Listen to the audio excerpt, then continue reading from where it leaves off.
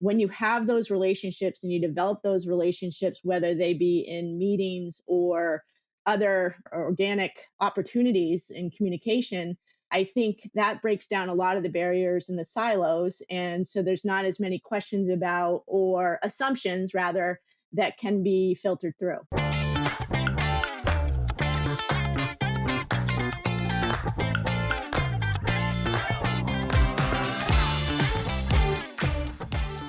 Hey everybody, this is Jeremy Tiers from Tutor Collegiate Strategies, and you're about to check out the latest episode of the Mission of Mission podcast, a show that's designed to help higher ed become better recruiters, communicators, marketers, and managers.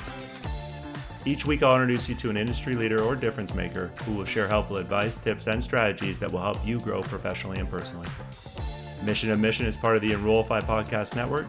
I'm excited to share my latest candid conversation, so let's get started.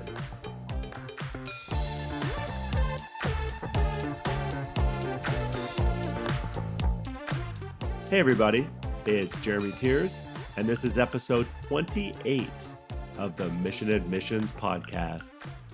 We're down to the last couple of episodes for season 2, and I want to thank you for your continued support.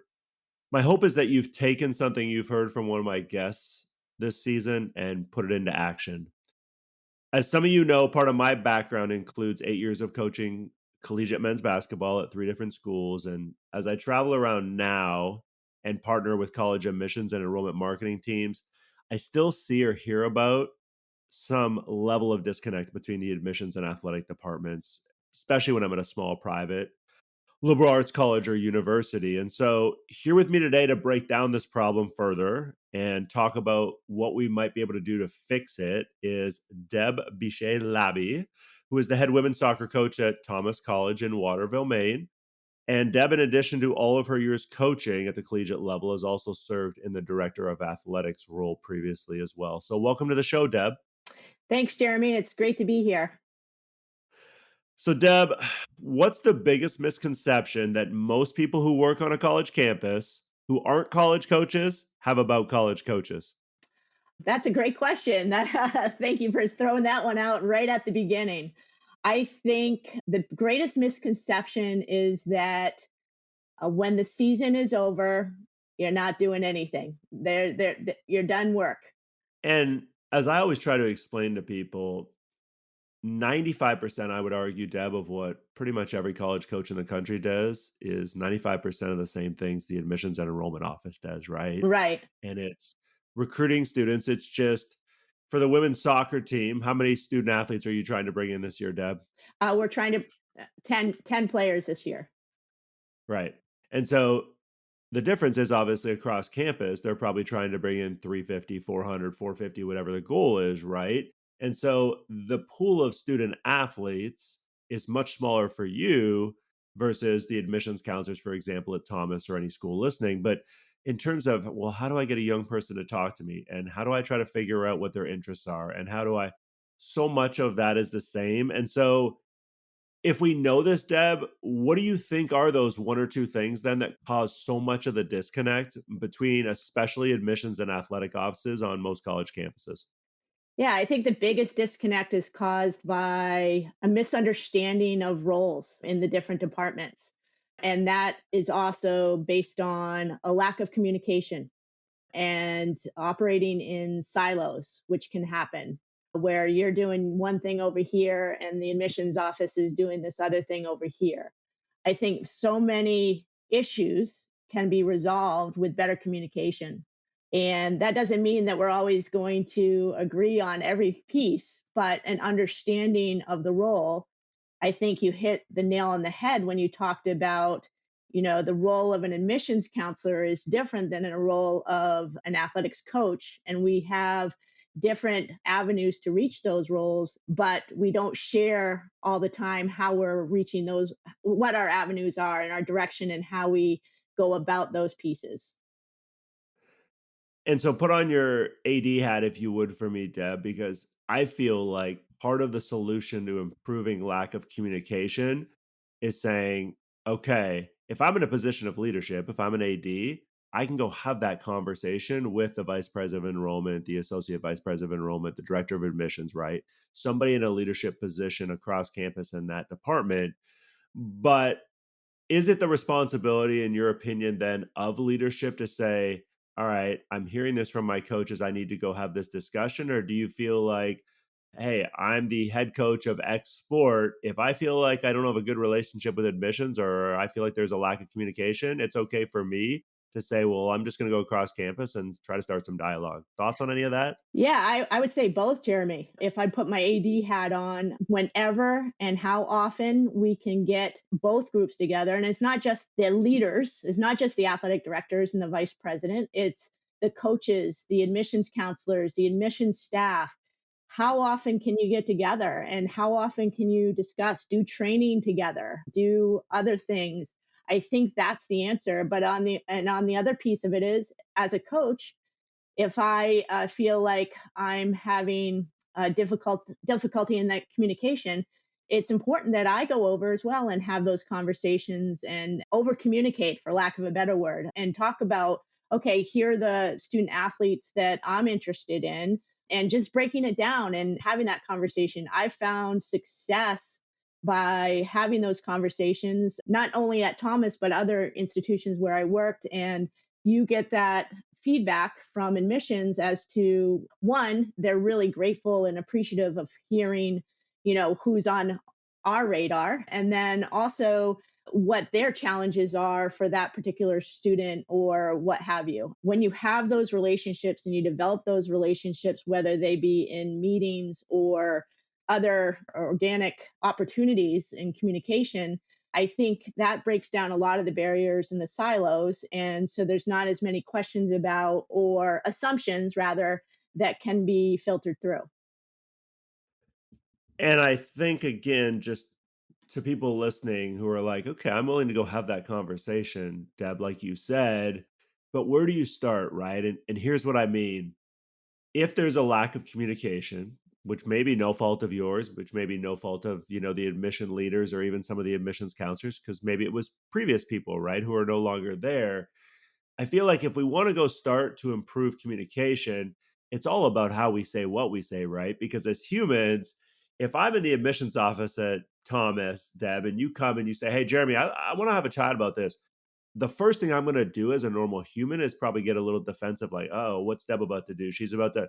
So, just any advice for anybody listening on, like, okay, if you're comfortable having that conversation, whether it's just with an admissions counselor or somebody in leadership, like, how do you start, but start in a way that's going to be proactive and not get the other person to be, basically defensive? Yeah, I think at the end of the day, communication isn't always just talking. It's a lot of listening and being open to that. I think it's important. And starting those, and it's also about relationship building between the departments, right? At the end of the day, even though our approach is a little bit different, we have the same goals. We have the same overarching objectives to bring students to the college, right? Having that initial conversation is, whether that be with an admissions counselor or the vice president of enrollment, the approach is sort of the same. This is where I would like to go. What do you see as steps to get to that place? What's your approach? And learning that overarching objective from everybody and doing a lot of listening. Honestly, Jeremy, I think a lot of the asking a lot of questions, doing a lot of listening, same as you would in the recruiting process, right? So just listening to, okay, what are the steps that they're challenged with? What are the steps that we're challenged with? Let's get to a place where we can really understand both sides of the equation and open those lines of communication. What are some things that you're willing to share? Because I don't know, when you got to Thomas or any of the other places you've been previously, how that dialogue was with admissions. Maybe it was good, maybe it wasn't good. Just anything that either you and your coaching staff, or quite honestly, even other coaches who are colleagues of yours at Thomas or elsewhere have done, where you're like, that's been super helpful, whether we're talking with admissions, faculty, whatever office it might be on campus, in terms of being more collaborative. Sure. I think particularly here at Thomas, when I first came to Thomas, I was the athletic director for the first 3 years. And my direct report was actually the vice president of enrollment. So there was an approach by the institution saying, okay, athletics is an enrollment driver. Let's get on board with this. Let's have this connection. And I think that in and of itself was a really big step. So I actually came into an approach that was at the time probably a little bit different than others. That's happening more and more often, I feel like, especially for smaller private schools like ourselves. But there was an immediate connection where I was in the room as the athletic director weekly with the vice president of enrollment, the director of admissions. So there was constant communication to that end and finding out those pieces that we need to approach to be successful. Thomas College is a very enrollment driven institution, and athletics is one of the primary drivers, and it's still being recognized as one of the primary drivers to that enrollment.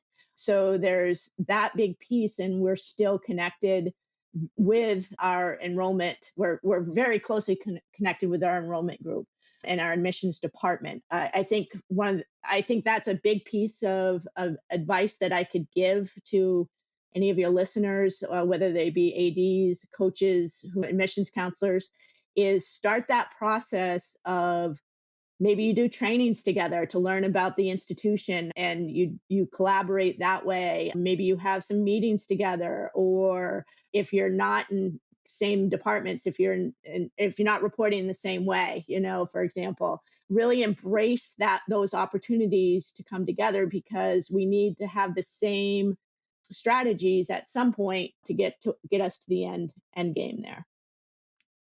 Yeah, I love the idea again of just frequently getting together and having conversations. And I'll even go a step further, analyzing data in real time and talking about things that each department is dealing with. I truly believe, Deb, so many people on college campuses think, "Oh, I know what this person does. Oh, I know what the no, you might think you know, and maybe you know a little bit, but you don't know as much as." And that's all of us, right? And so, to your point, the best way to get to know somebody and understand, okay, how can I help this person? What do they need from me, so that we're again on the same page as best as we can, even if we're not always agreeing, is setting up time to basically spend time with each other and talk through some of these things. So I would love to know specifically, Deb, when it comes to the campus visit, because the campus visit, we know how important it is, right? You get students on any campus, regardless, big, small, what state you're located in, you've got a better chance to yield that student if the campus visit goes well. Deb, walk us through, if you're willing to share, if you have a prospective soccer student athlete sign up for a visit, how does that process work specific to like you or your assistant coaches and admissions communicating back and forth? And then when the visit actually arrives, like walk us through the logistics of like how that goes at Thomas. Yeah. I think the beauty of Thomas and our connection with admissions is our ability to work with especially our visits. The admissions department, it gives us great flexibility in how we work with them, and they're open to different avenues of having a visit. So each coach here at Thomas might do it a little bit differently and tweak it a little bit differently, which just makes sense, right? Our admissions department is fantastic and they're open to that. I think for women's soccer specifically, when I have a student come to campus, we try to get them in front of our student athletes and other students as much as possible. I feel like whenever a student comes to visit, sure, they want to do a tour. The people they really want to meet are the students, the student athletes, and have conversations with them and find out, hey, is this a fit? They barely want to talk to me. They barely want to talk to financial aid. They might want to go to a class, but the big chunk, the big piece that I have found is that they want to get in front of our student athletes. So when I approach that with admissions, I set up visits. I have pretty much the same type of template for most of my visits, whether they be unofficial visits where they're not spending the night, or an official visit where I set up a tour with them. I try to have them, our students do the tours, which most campuses, that's the role. I try to have them, some of our student athletes actually are tour guides on our campus. So if whenever possible, I try to connect them with a student athlete. It might not be from my team, it might be from another team, but I try to make sure that they can connect that way. I can do that in a way such that I know when those student athletes are available for tours. So I try to get students here at a certain time of, if it's a Monday or Tuesday, that sort of thing. I have them, admission sets that tour up for me, even though, I want them to be in front of student athletes if I can.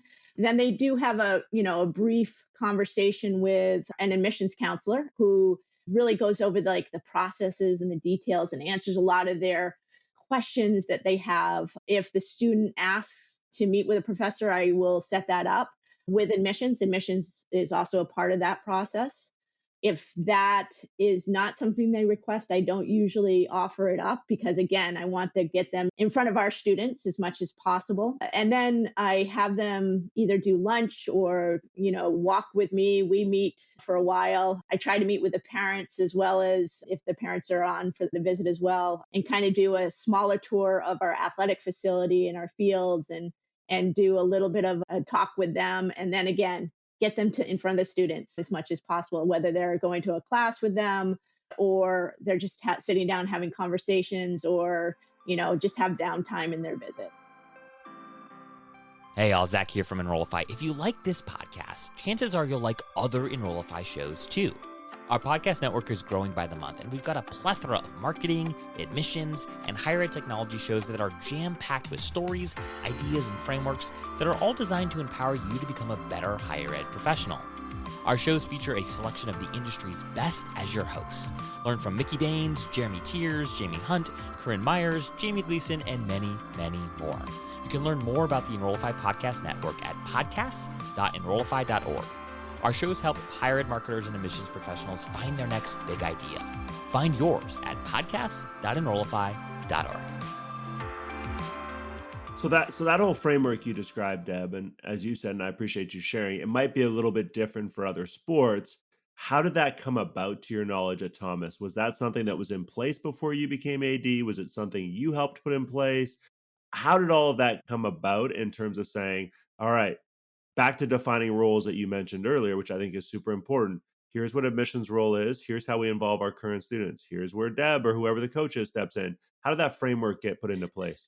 I think that really started in the first few years when I was the athletic director here. I think one of the big things and the most important things from both the admissions side of the house and the athletic side of the house is we want to roll out the red carpet and show the best and most individualized approach to our visits here, whether that be a student athlete or a non-student athlete. And that's one of the, goals of our visits. And in that light, I think when we were talking at the beginning, I mentioned that we were in trainings together, meetings together right at the beginning.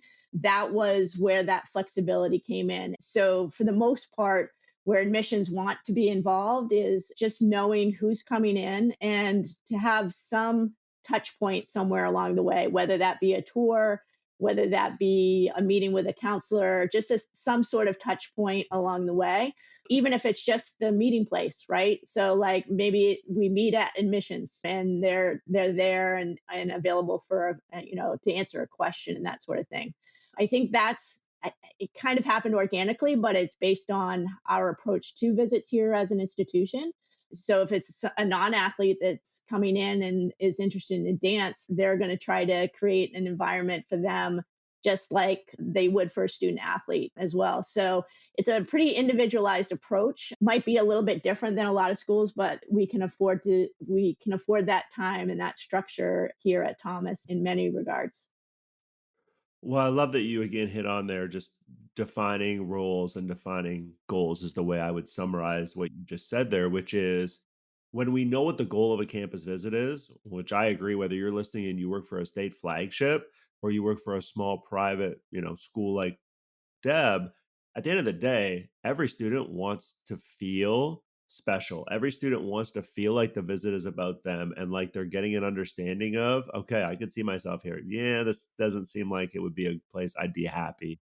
And so once we've sat down, I think, as a collective group, like Deb talked about earlier between departments and said, all right, when it comes to specific things, like let's talk about campus visits. What's the goal of our campus visits? All right, now everybody hears it. Everybody's in agreement. And then it becomes, all right, then how do we involve different departments, knowing we're working towards the same goal? And so, biggest piece of advice I hope so far everybody's taken away from Deb is just you have to get in a room on a consistent basis with these different departments, stakeholders, whatever you want to call them, on a college campus, and not just talk to each other, but listen to not only have a better understanding of, okay, here's what admissions needs, here's what the coaches need, here's what financial aid needs, here's what this office needs, and then figure out, all right, at the end of the day, how do we make all of that happen based on what we know the student wants and needs? And because at the end of the day, it's all about the student, right? Deb, what's something you think that admissions departments can learn from coaches when it comes to recruiting students? That's a great question. I think how to go for the ask might be one of the things that they can really learn. I think in athletics, we have a nugget, right? We have like a roster spot. We have, not at Thomas, but other institutions, we have scholarships. We have, this nugget of something special that they're going to be able to have. Where can they find that special in the normal student, right? What can they find in that? And then create almost a feeling of I don't want to miss out on this opportunity kind of thing. So, and that's still, we actually, enrollment and athletics had a retreat this past May.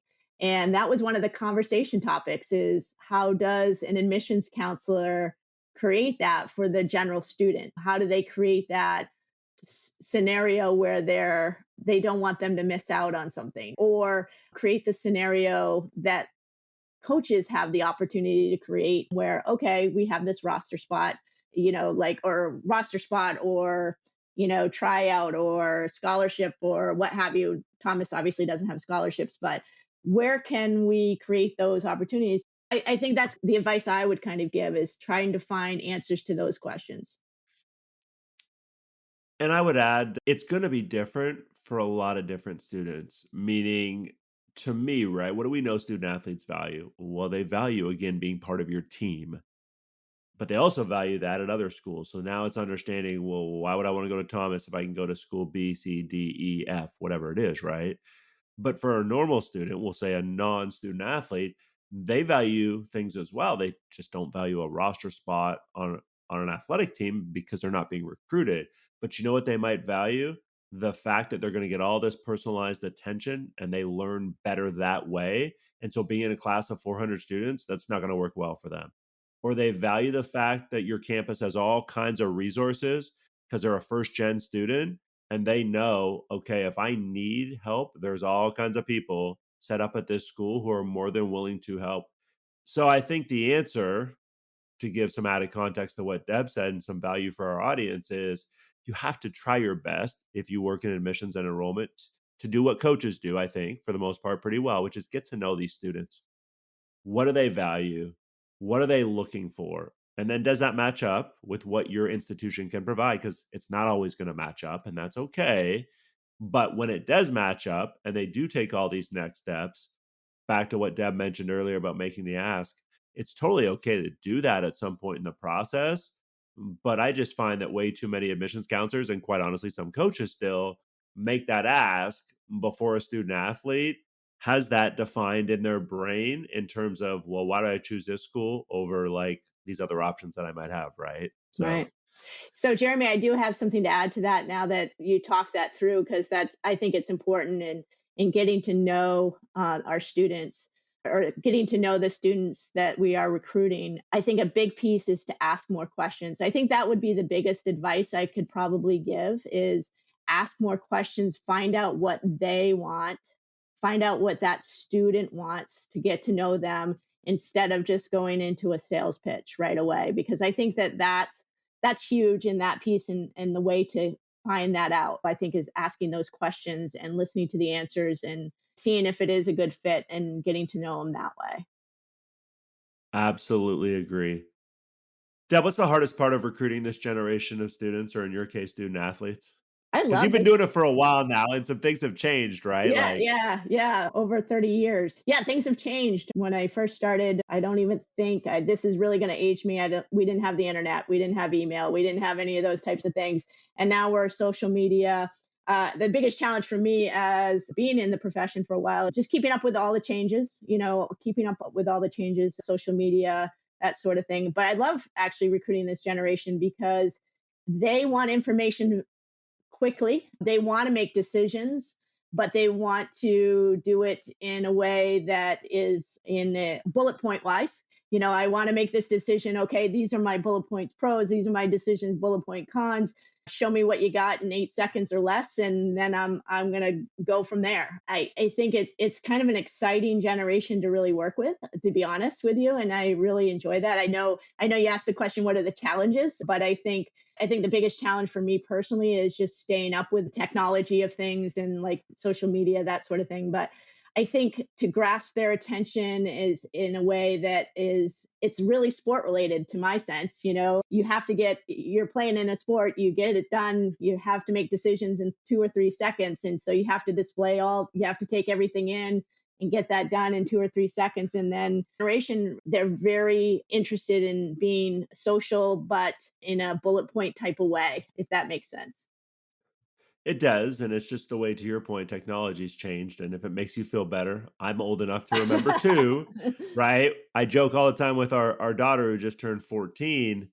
We're of the generation, right, that we had to wait in line to use this thing called email. I was literally in college, and I remember my school telling me, "All right, you now have this thing we're going to communicate with you called email, and so you need to start using that when you want to." And it's crazy how far we've come because that was only 25, 26 years ago, Deb. But to your point, keeping up with technology, keeping up with trends, I think super important. The other thing I'd love to pick your brain on, you've been in a position of leadership, not just as a head coach, right, but as an athletic director too. So putting on your leadership hat, kind of like I asked you to put on your AD hat earlier, just any advice for leaders listening to this, not just on the athletic side, but quite honestly, leaders, regardless of what department they might work for, when it comes to just developing strong relationships with the people that, in your case, right, your assistant coaches, but whoever it is that you lead and manage, any advice? Great question. I think I've hit on it a couple times. Communication, over communicate, whether that be expectations, communicating. And again, communication is mostly listening, understanding the goals of those that you are leading, supporting those goals, finding ways to support in different ways, whether it be an assistant coach, whether it be a head coach that you are overseeing as an athletic director, an assistant athletic director, really showing appreciation and gratitude to those that you are leading, being willing to even provide, rolling up your sleeves type of support and pitching in when you need to, regardless of the scenario. And I think I've learned that from a lot of the great leaders that and just asking lots of questions, asking lots of questions, hearing the answers. The last two things we do on every episode, Deb, our signature question I'm about to ask you, and then something I call fun rapid fire. So, starting with the question, what or who, Deb, you just alluded there that you've had some people you have learned a lot of things from. So, whether it's one of them or somebody else, what or who has been a very influential resource for you in your career? There's been several, so it's hard to kind of narrow that down. I would say my coach in college, Nancy Feldman, who went on to Boston University, has always been a resource and a mentor of mine going up in the coaching ranks. And then here at Thomas, the individual that hired me, Rob Callahan, who was the vice president of enrollment, I draw a lot from his leadership and what I experienced with him in my 3 years working with him as the vice president of enrollment. He taught me a lot about leadership and how to approach and support and listen and roll up your sleeves and all the things that I talked about there, just overall as far as leadership is concerned. And there's so many more. There's so many more that people and mentors that I've had along the way. It's hard to just kind of narrow it down to those two, but I would probably narrow it down to them. I appreciate you sharing. Fun rapid fire is just me giving you a handful of quick things, Deb, and you giving me some quick answers, okay? Okay. Dunkin' Donuts or Starbucks? Duncan. That's an unfortunate answer. New food you've tried at some point in the past year. Has there been anything? Oh, in the past year. Oh. I tried Impossible Burger the other day. You liked it or you didn't like it? It was okay. I think we all know what that's code for. Underrated city that anyone listening should check out if they're ever in Maine. Underrated city if they're in Maine. Well, there's only 3 cities in Maine. So no. I would check out Waterville. I feel like it's growing. Yeah, one of my funnest memories, real quick, is doing a training workshop on one of the islands right off of Portland there when I went to St. Joseph's College a number of years ago. So beautiful part of the country. And favorite part, Deb, you were inducted into your college's Athletic Hall of Fame. Favorite part of that whole experience? Seeing my teammates again. Hadn't seen them in a few years, and that was fantastic. It is amazing when you build relationships with people. I feel like how you can not see them in a number of years, and it's like you pick up where you left off, right, when you see them. Yep, absolutely. That's exactly what happened.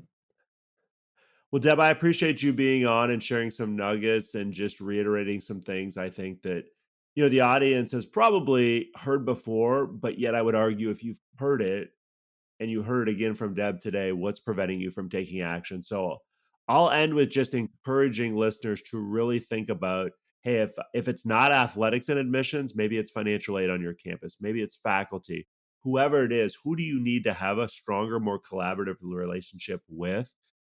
Go and intentionally try to make time to talk with that person and do a lot of listening, as Deb said, because it is super important. Deb, thanks again for being on. If people want to connect with you, give them the best way to do that. Is it just getting your email and connecting with you that way? Social media? What's your preference? Probably email. Deb, I appreciate you spending some time with us today. Thank you, Jeremy.